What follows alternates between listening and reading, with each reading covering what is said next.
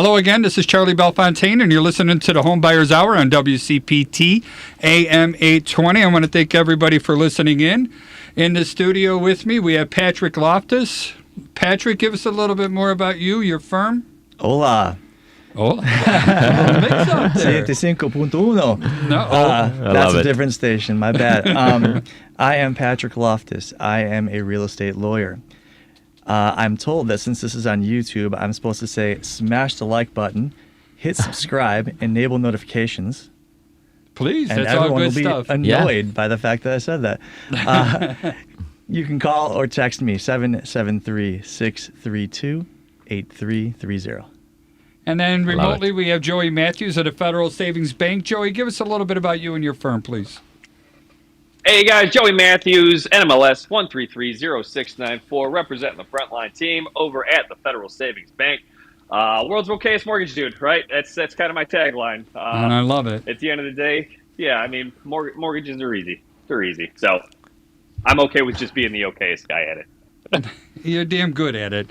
And one of the things that Joey and I worked on together is, and I still have to get those live up on the education site, is doing the mortgage, the MPRs, right? Or what are those called again, Joey? MPRs? Minimum property requirements That's regarding what it VA is. loans. Thank you very much. Yep. So, which is going to be a great education program for anybody who's interested in FHA VA and what those requirements are. Everything we could do to head off any headaches as the transaction is going through, I think, is hugely important. But most importantly, our guest in the studio today has been in the real estate business for about 20 years. He is the lead broker of the Cirone Group, which is part of Interdome, thank you. My pen wrote out on the M. Interdome Realty. His group has a 5-star rating with over 220 reviews on Zillow, and I think there were 54 on Google, and I didn't see anything less than 5 stars from all your past customers. His name is Greg Cirone. If I had an applause button here, I would definitely give it to you. But if you don't mind, please share about the sponsoring broker, your particular group, how big you are, and how people get hold of you. Yeah, thank you. So you could get a hold of me, you could call me or text me anytime, 708-415-6755. Or you could DM me, just Google me. You'll find me on Instagram, TikTok, like Joey is at, Instagram, or Facebook. Just DM me anytime. It's a nice way to always get our name out there and keep in contact with those that we built that trust with, and we maintain those relationships. Joey, what's going on with the mortgages? I know that there's been a lot of Fed meetings that's been in the news, and they're talking about interest rates, or at least the Fed rates, are going to be the same as what it was in 2008 if they go ahead with this 3-quarter. But what's your take on everything, or what's your prediction on what's going to happen? So I think the Fed's meeting started yesterday, right? And today at 1 p.m. Central Time, they will go ahead and announce whether they're going to move forward with the anticipated 0.75% increase on the Fed funds rate, or if they may soften and go ahead with a 0.5%. The reason that that's even in question right now is a lot of people believe that over the last several meetings, having been so aggressive with the 0.75, that the Fed has been they've been overly aggressive, right? So we haven't really seen the effects of the Fed funds rate crawl through the economy yet. Am I on a little delay here? I think you're doing just fine. Keep going. Okay, so we'll see if they stick to the 0.75 or if they do a half. I would be more, and I don't want to freak anyone out, man, but I would be more nervous if they did another 0.75 because I do believe it's getting too aggressive. I believe that there is going to be an issue with the value of the dollar if they continue doing this. And this is going outside of mortgages completely, but what you start looking at is the valuation of other currencies globally and how it compares to price per barrel of oil, and the USD being the main currency that oil is priced on, right? So as the USD gets too expensive, then you start looking at the yuan, the Chinese currency, as maybe a new global currency for the global price of oil. So I believe that they need to soften a little bit so they can see what is happening with the economy based on the increases that have been made. I know that inflation came in a little bit hot last month, but it was still a little bit softer than it's been previously, right? So I was going to say, the charts that I've been looking at showed that it went down over the last, I don't know, month or last few weeks. And let me just jump in, Joey. The other thing that a strong dollar affects is the cost of governments paying their own bonds. So government bonds, when they borrow money, are paid back in U.S. dollars. And so if your local currency becomes very weak against the U.S. dollar, you will find that these countries are having major problems repaying their sovereign debt, which obviously isn't good. And if they come down too hard, I mean, if they raise these prices too fast, and Joey, tell me if I'm right or wrong. If they raise the prices too fast, and then it's kind of like turning the Titanic. You turn that rudder too far, it's going to be hard to stop it from turning. And then they're going to end up lowering the rates to try and soften the landing of a recession. To try to correct. That is correct. Yeah. Okay. So it's. I'm so sorry. My baby is crying, so I'm going to run to another room. You're doing fine. So do you need us to fill? We've got a lot to say. throw some filler in there. I'm sorry. Yes, please. Well, we were going to talk about, a little bit of comparisons, because a lot of people are worried about the recession that may be happening. I know the federal government wants to bring us on a soft landing, but one of the things where Greg is here that we found we have something in common, and Patrick is also we have something in common with, is that we've all worked through the 2008 recession, and where the real estate market turned off like a light switch. And Greg, I'd love to get your take on this. Try and compare a little bit about today's world and what's different in 2008. What sort of fears and what sort of maneuvers, is that the right word, that we could do to protect ourselves? Yeah. 2008, of course, I feel like it was a little different from now. In 2008, a lot of jobs went away. So a lot of people lost their jobs, and then they couldn't move their real estate, and they panic. So that was a big thing. They panic, and they couldn't make their mortgages. They couldn't pay them. Yeah, I remember for me, the one thing I remember was the gas prices. They shot up from $2 a gallon all the way up to $4.50, and they did that in less than a year.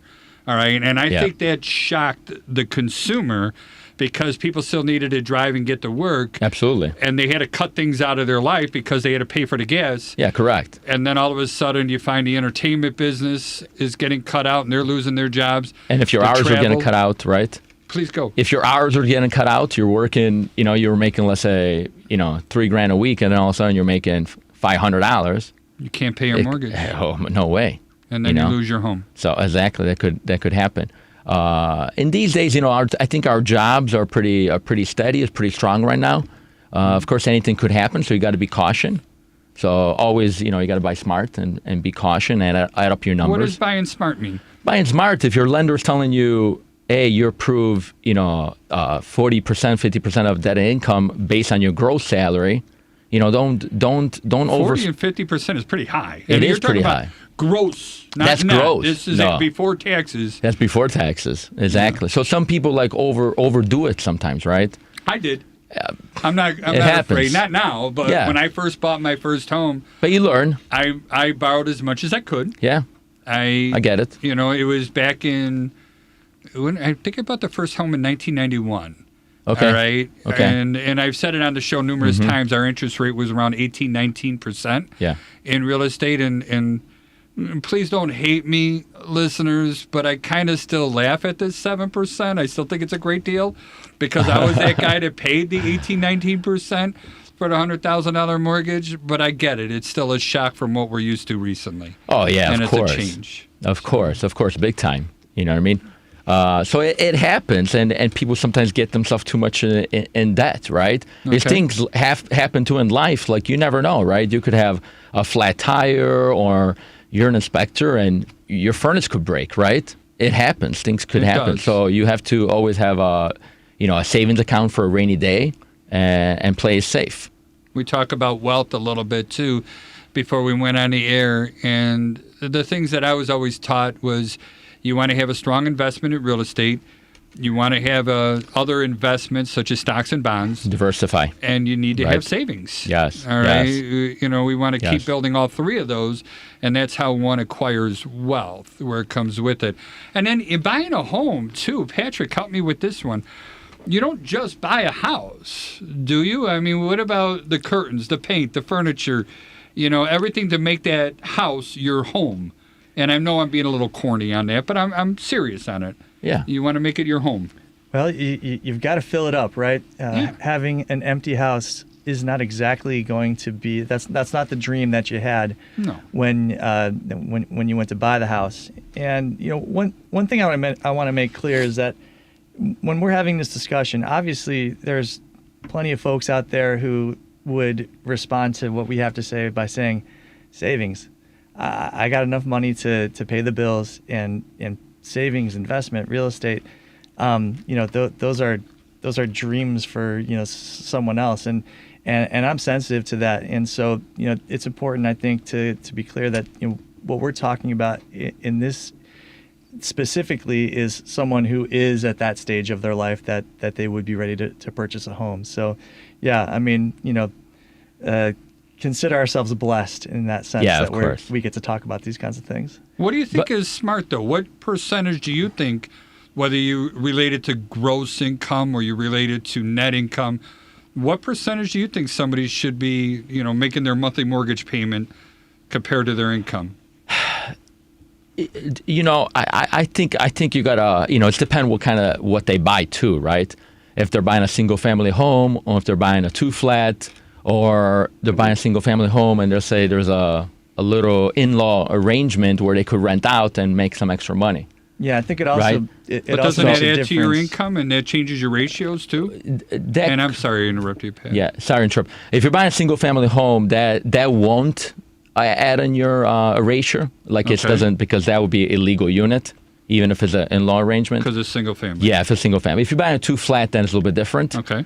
But either way, so I think there is a certain percentage. I would maybe look at it 30% in my 30% of that's gross. the same number I use. 30%, Joey? Okay. And why do you come up with that, Joey? Why do you think that's a good number to use? So that's me. That's just my personal opinion of what should be a comfortable number, because people still got to eat. They still got to enjoy their life, right? I can approve someone up to 50% unconventional in a lot of situations.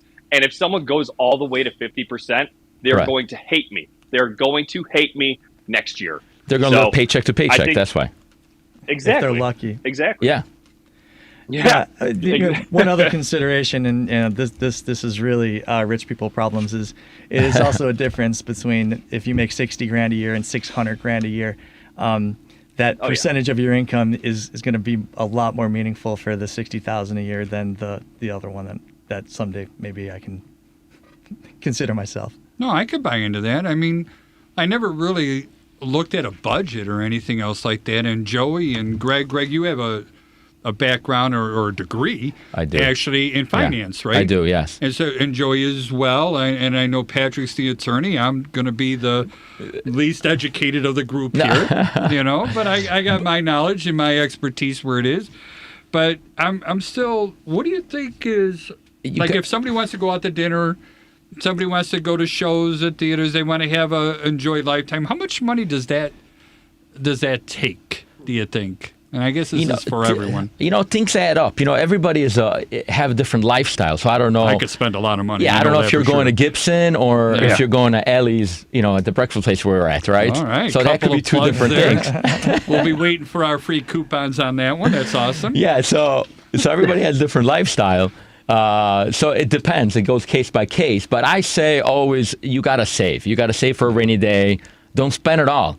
Some people get I meet people they're like, oh my God, I got $10,000 in the bank.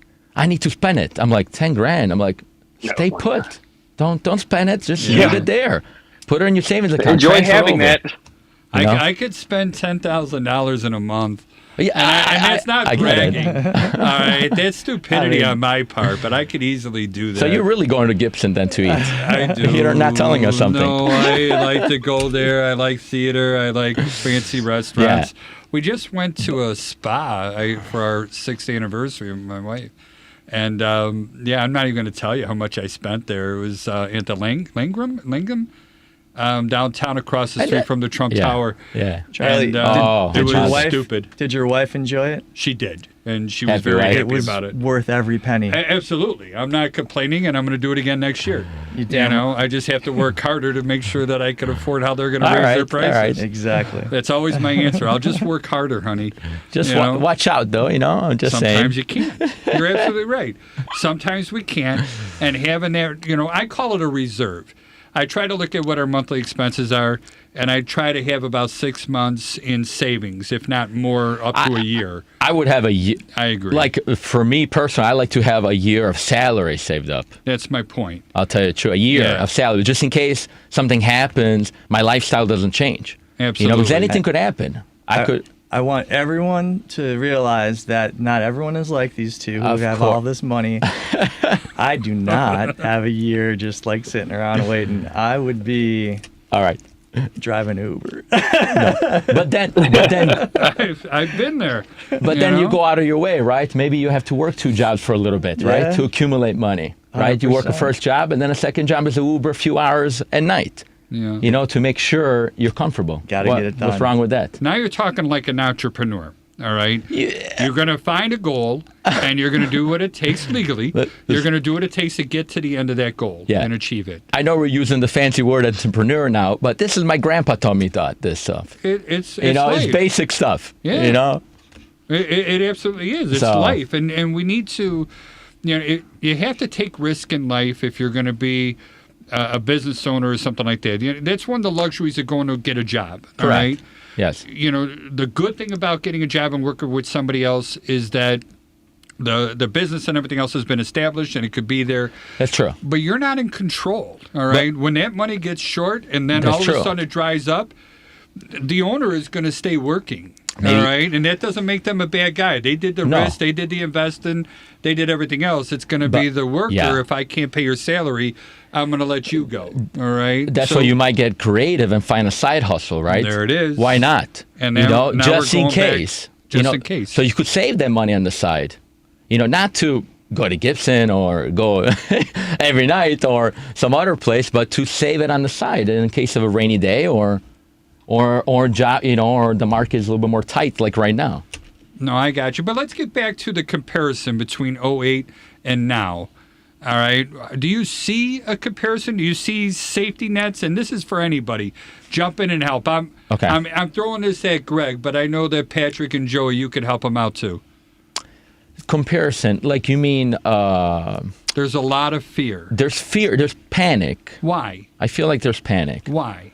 It's everywhere, right? You turn on the TV and they're talking about recession. You go on YouTube, they're talking about recession. Of course, they're trying to get more clicks, everybody, right? And that's the big topic right now. So everybody, they put the fear. Fear is big. Fear sells, right? Fear, I guess. Yeah. I mean, what are some of the things that you can motivate people to hand over their money?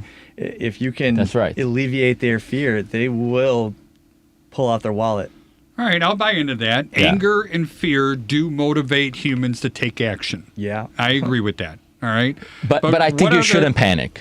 Why? This is where I was going. I don't think you should panic, because even if you compare from 2008 when a lot of people were panicking, and maybe they could have found a solution and kept the house and not sell it and just stick with it, right? Yeah. They didn't, because they panicked. They thought it was the end of the world. And now you look at now, those people actually probably would have even had equity. If they wouldn't have done nothing, just pay their bills, find a side hustle, work hard, especially if they were in a fixed product. Joey probably could tell us more than me. But yeah, I see some key differences. I mean, of course, the fear feels the same.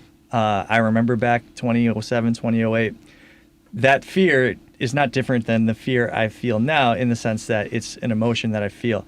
But I then, in my brain, logically, I say, okay, the job market strong, very strong. Yes. That's an important thing to come in there. Depression, I think it was 25% unemployment. 08, I think was somewhere around in the teens. And now we're what, 3? Mm-hmm. Right. Yeah. So the job market being strong is very encouraging. The other thing that was different from my experience from the 04 to 08 period was the tremendous growth. I don't want to say appreciation because it didn't reflect real value, in my opinion, at least looking back on it. But the growth in the values of homes was unsustainable as we see looking back on it. I'm not seeing that, and I'm not seeing a weak job market. Those, in my opinion, are two crucial differences between today and the recession that we all went through in the late noughts. Yeah. And I'll concede a little bit with that. And Joey, chime in on anything that, because you're intimate on this stuff as well. But these last 2 years, I've seen house prices skyrocket. They did. You know, and how does that? I'm not trying to be argumentative. I'm just trying to figure out. You know, is that going to be something that's going to harm us? Now we have a whole bunch of people with 2% mortgages, and we had a 2-year surge. Yeah. Please. But let's say it does, right? Let's say you look in your value and you overpaid. You think you're overpaid, and now if you're looking on Zillow, you know, because everybody goes on Zillow and checks how much their house is worth, right? Yeah. All the time, it happens. Because it's easy to do, and that's okay. But it's not always accurate. Yeah, it's not always accurate, but you can't. Again, going back to the panic, like you can't worry about that. If you're buying for the long term and you're going to live there for, you know, at least 7 years plus, everything will be fine. Mm-hmm. You know, you gotta. It's for the long term. You know, if you're buying, like buyers that told me like, hey, Greg, you know, they bought in 2021. They're like, you know, I got to move in 2 years. Then I'm like, you know what? Maybe let's hold on. Maybe because I don't know how the market's going to be in a couple of years. But if they told me they're going to live there and it's for their family for the next 7-10 years, then I'm like, you'll be fine. You know, even if it goes down, don't panic. Stay tight. You got a great rate. You're buying for the long term. You know, economy USA is around real estate. I bet, you know, I bet on real estate and USA economy all day long. So it's just a matter of time. This is just a little bump in the road. Yeah, I think the big difference here is that in 07, 08, people were losing their jobs. That's the key. Thus their source of income. Correct. And you start to circle the wagons. You go, okay, if I default on my mortgage, I've still got 18 to 24 months, at least here in Illinois, before the sheriff's knocking at my door, and that's assuming I do nothing. So what's my priority? Put food on the table, keep the utilities on, whatever. That's not what's happening today. What's happening today is people are retaining their jobs, if not upgrading their jobs or getting raises. Even if you think let's say you bought a house and you think it went down in value 5%, that's not going to trigger you to default on the mortgage on your primary residence. You're going to keep paying it. You're going to, if not intuitively understand and know that the appreciation will come eventually, you will have the thought process that, well, this is the house I live in. This is the sure thing. This is the payment that I committed to make. I can afford it still. I'm going to continue to do so because I need a roof over me and my family's head. Those words give me tremendous peace of mind. Huge. That's Patrick Loftus talking. Patrick, how do they get hold of you? Email me, Patrick at Loftus, spelled L-O-F like Frank, T like Tom, U-S like Sam, .law. And Greg, give us your contact information. So, yes, my direct number, 708-415-6755. 415-6755? Yes. I noticed on YouTube it was wrong, but sorry, it's Charlie. It's about to be corrected Mr. Charlie, right now. I don't want to interrupt you. No, you're fine. There's some guy getting texted right now who's like, who the hell is Greg? Yeah, it's like, what's going on, right? It's all corrected at the time. So, Joey, how about you? How do they get hold of you? Yes, call or text 630-235-2405 or find me on social media, Joey W. Matthews on all platforms but TikTok, where I am. Mortgages are fun. Mortgages are fun on TikTok. I love it. I love this TikTok. I'm going to check it out. You and me both. I want to see Joey dancing, though. Yeah. I'll start posting more. There should be some good dancing videos. Joe, I want to see a dance. I'll throw one up today. All right, perfect. Not a great visual for radio, but yeah, that just means you got to go to TikTok. Absolutely. Like it. The name of our company is Chicagoland Home Inspectors. Our phone number is 312-544-9180. And our website is Home Inspectors, that's plural, ORS, and it's a .com. And if anybody is interested in learning more about the home inspection business, the Home Inspection University of Illinois is online as well, and most of our classes are free. And our goal is to increase the knowledge about building conditions for real estate agents, home inspectors, attorneys, mortgage people, everybody else out there, because the more you know, the more you're worth. That website is HIUIL.com. Again, that's HIUIL.com. Joey, we were talking about some of the comparisons and especially the stats and the numbers going in from '08 to now. Do you feel that this time in real estate and finances, do you feel that we are in for a punch in the gut like what happened in '08? Or do you think it's going to be a lot softer? Let's talk about the elephant in the room. Like, here's why everyone's so afraid, is because of recency bias in 2008, right? That's the most recent recession, and it was literally caused, I mean, amongst other things, but mostly by incredibly risky lending practices. So adjustable rate mortgages that were qualified at the teaser rate, which is not allowed anymore because of the passage of Dodd-Frank in 2010. Dodd-Frank is our safety net as a protection from that happening again. Can you explain what that is a little bit? Because I don't know.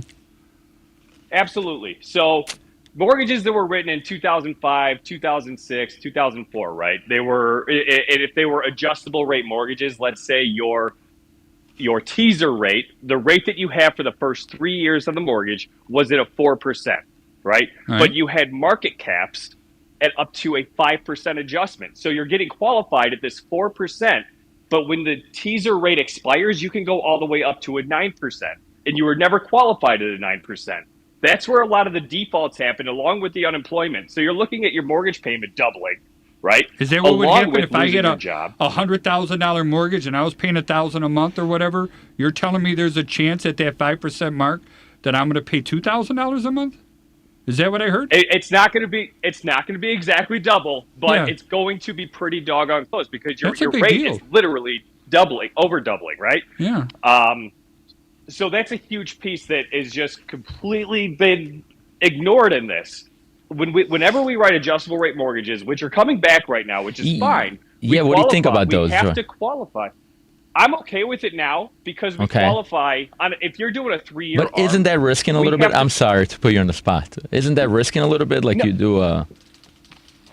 So the difference, I'm just trying to get into the difference, right? So on a 3-year ARM, right? So the first 3 years is at that teaser rate, right? But we don't qualify at the teaser rate anymore. We qualify at the cap rate on a 3-year ARM. Interesting. Right? On a 5-year ARM. Okay, good. So if I know that you qualify at, let's say the ARM rate right now is at a 5, and the cap rate is at a 10.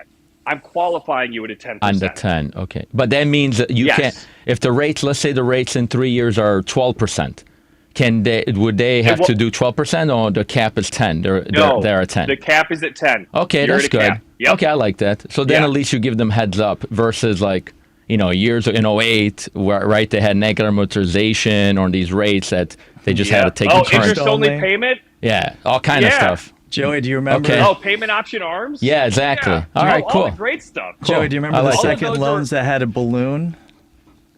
Oh, the balloon repayment? Yep. Oh my God! See, that was the problem, guys. That's it's a big difference now and from then. A consumer with a 5-year balloon is just like it's huge. You can't do that to yourself. On commercial property, you do it though. A lot of investors do, but it's completely different kind of buyer. They're more savvy. It's different. They're more savvy. Yeah. If they lose that office building, no one's on the street. Exactly. Their kid is exactly. I agree. Well, that's a huge protection, though, that I'm hearing, Joey. Yeah. When you go by the caps instead of the lower number, because then when things change, we know the worst case scenario. We're prepared for the worst case scenario. Is that a fair statement?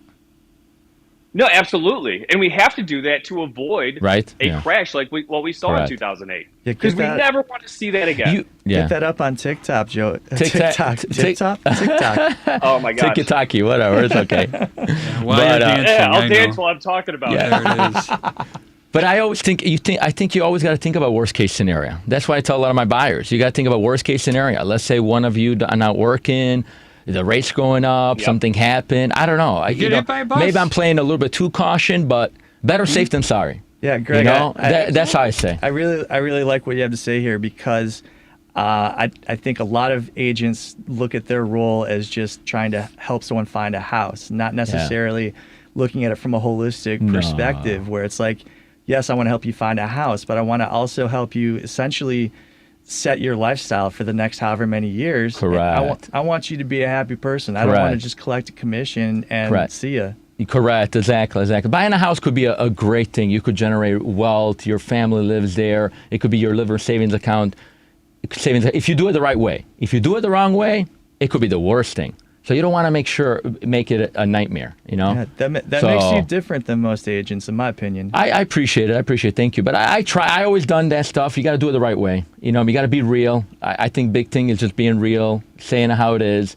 And you know, and God bless, I've been doing this now for 20 years. And yeah, if you dump someone to the wrong house, you're not getting a phone call in 5 years' time when they're ready to move to the next one. Oh, they're not going to refer you anybody either.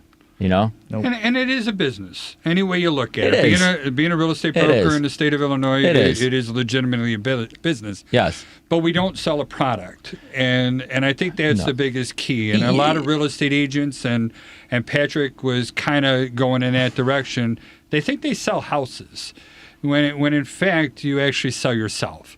You know, and what kind of a good human being you are.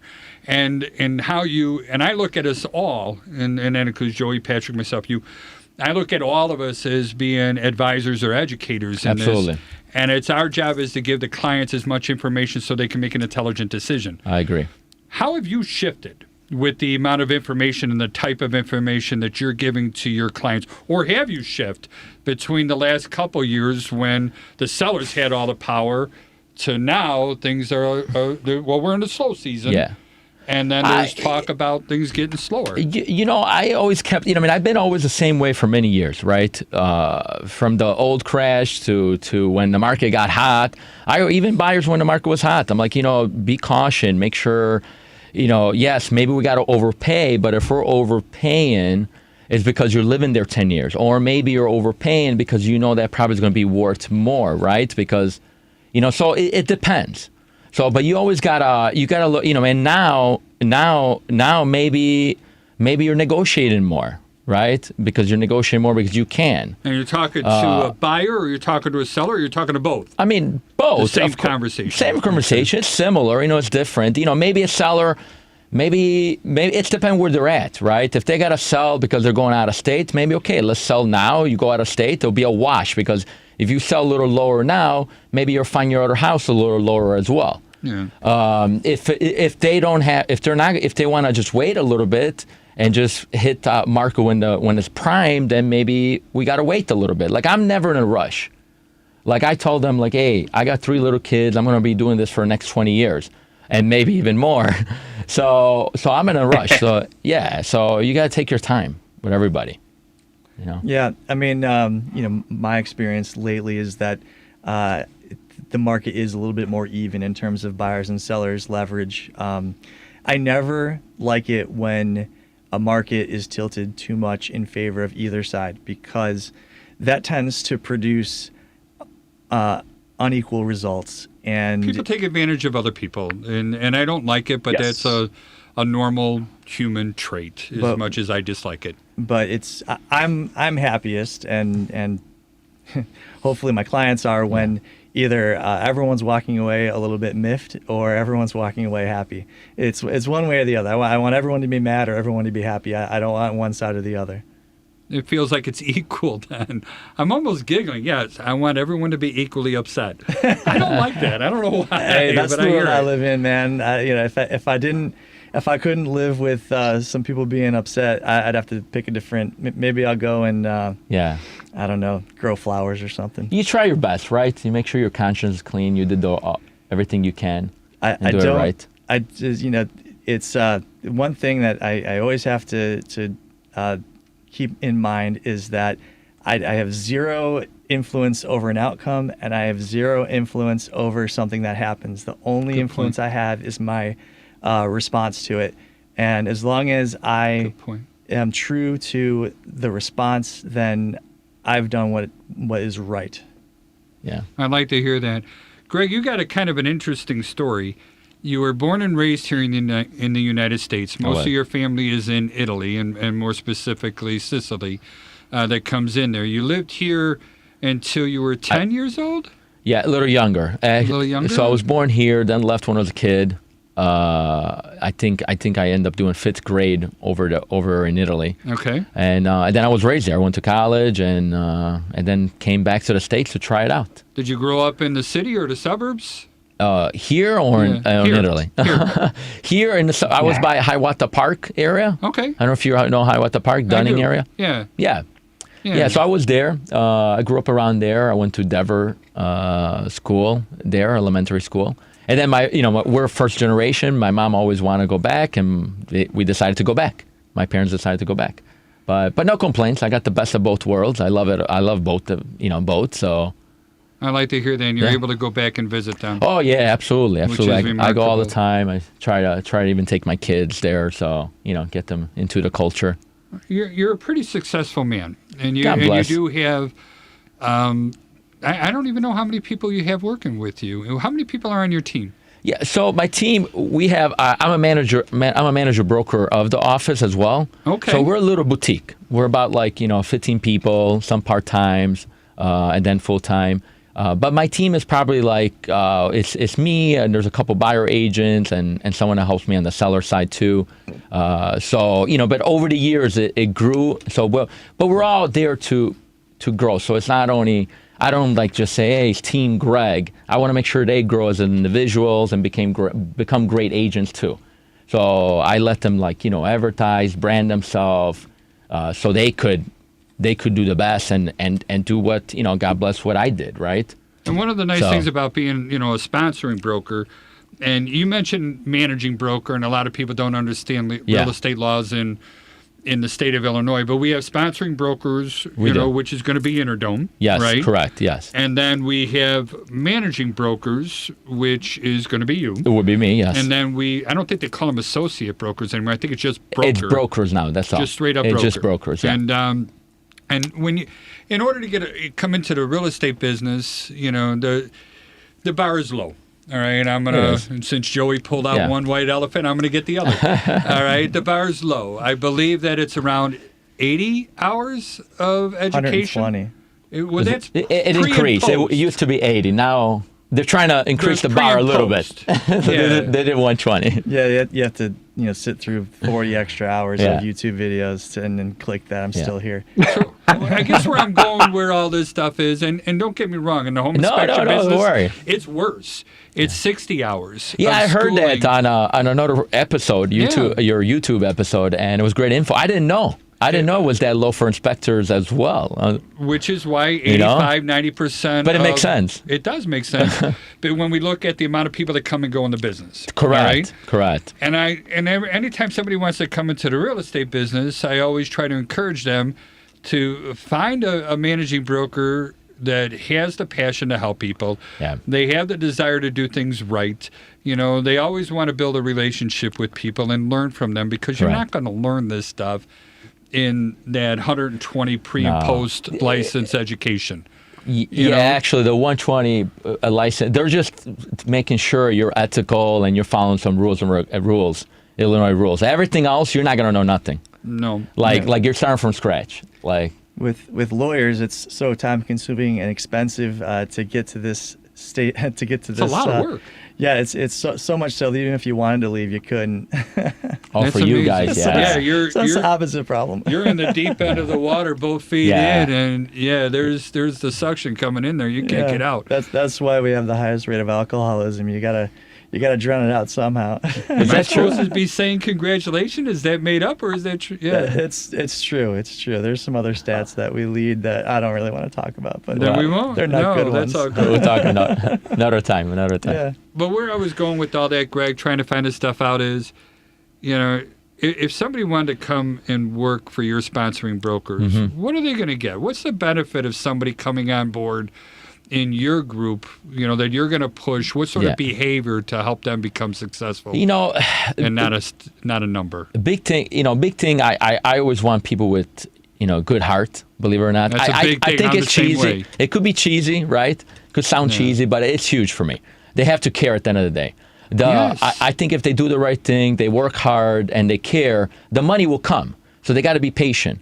Or if they're too a little bit want to become rich fast, then they're going to be like everybody else, a stat, right? Because in Illinois, within 2 years, 85% of brokers they leave the business. Same in our business, in the home Same inspection thing? business. Okay. You know, when I look for people, and Joey, plan this because I'm going to be asking you the same thing. I know you have a team, but we train home inspectors, which is nice. Yeah. You know, so when we're doing our field inspections, I get to see how these people interact with other human beings. That's and awesome. if they care and they show the passion about doing this.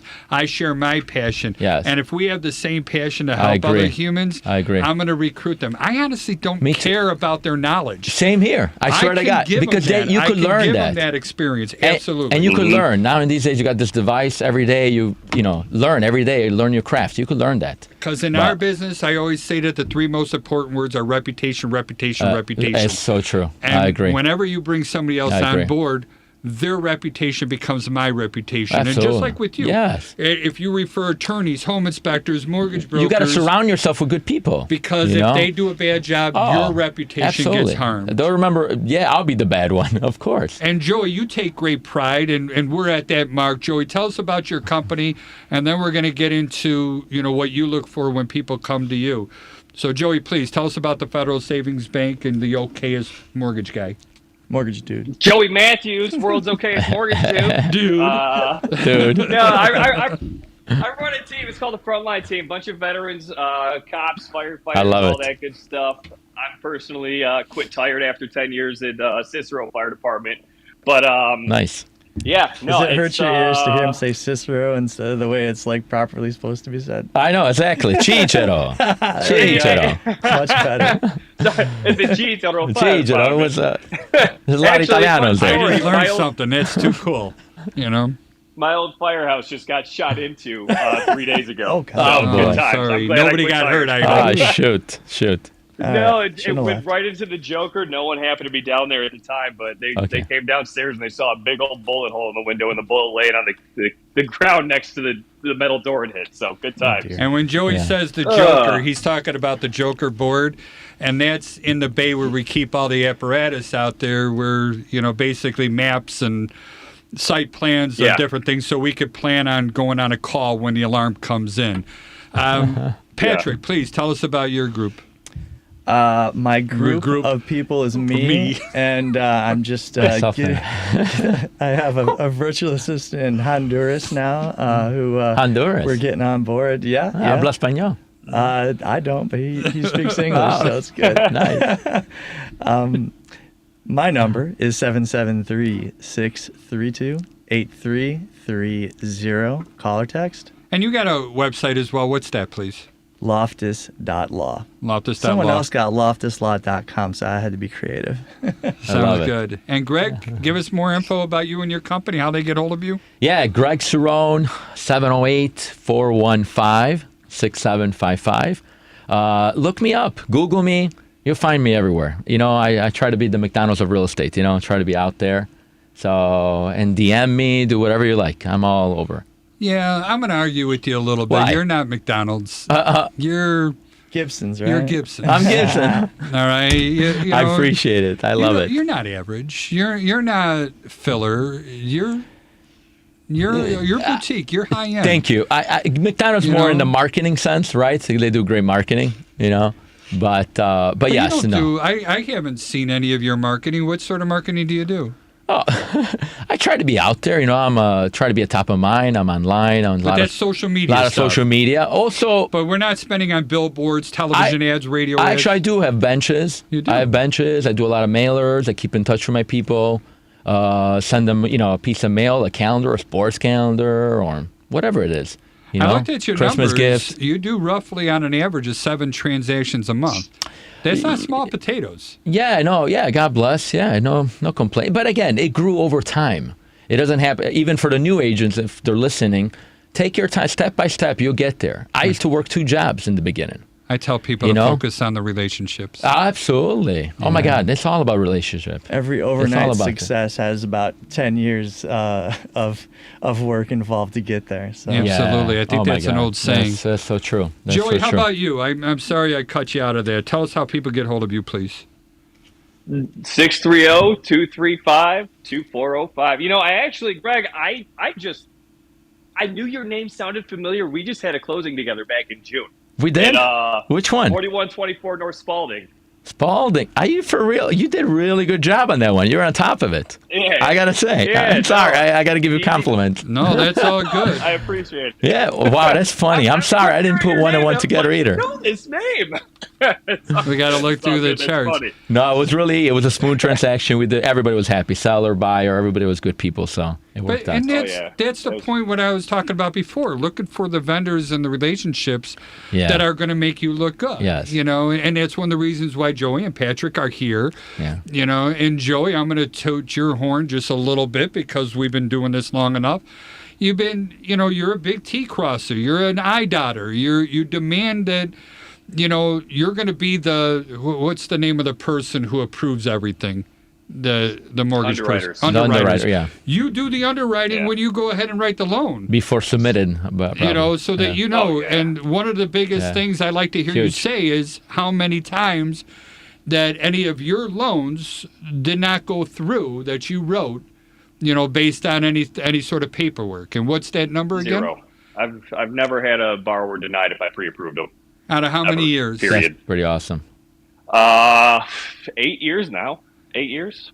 That's amazing. So, and I will concede I would never want to work for you because I don't know if I'm as good as you could be, but I know you demand out of everybody else on your frontline team that they don't harm that reputation. Is that a fair statement? Oh, yeah, absolutely. No one on my team's ever had a loan denied after they pre-approved it either. Because I go into their files, too, to make sure their pre-approval is as solid as they say it is. Yeah, you triple check. Yeah. That's an amazing amount of work. Well, if you can keep the file from going back and forth in underwriting, that's going to be another thing that people are really going to appreciate because it's frustrating. 1 or 2 submissions, that's it. Yeah, and I'm sure Greg, me, we've had experience where it's just like, back and forth, and everybody is just pulling their hair out because it's not getting done.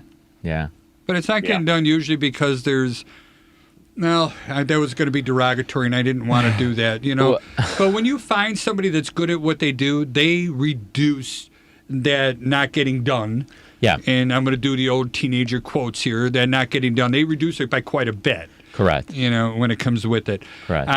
Joey, what do you look for when somebody wants to come on board? I know you said that it's the frontline team and you have a lot of veteran, so the people that were in the military, a lot of cops, a lot of firemen. What do you look for? My positive attitude is always like the biggest thing for me because I'm a very positive person. It's not that I can't handle negativity, but it is something that can destroy a great atmosphere. It's contagious. Right? I have a great atmosphere with my team, and we're all very positive. The other piece is obviously how they interact with people, like you guys have said yourselves. Like the interaction with people is huge. You have to be able to talk to people. You can't be this mortgage robot like bop boop beep boop. Yep, here's your rate, here's your term. Blah. They don't be exist. a human being. Be yourself. Right? Yeah. Be good at your job, but be who you are. Don't follow just a script, right? You know what I mean? Be yourself. Exactly. It's absolutely so annoying. I know. Yeah. I know. If you have bad vibes on your team, it takes it down into the toilet. Whatever your baseline is, if you have good vibes, I mean, and this is going to sound squishy, and you're not used to squishy from your lawyer, but good vibes can increase everyone's output and potential by 10%. Yes, absolutely. A bad vibe can take it down 30%. Even worse. Oh my God, huge.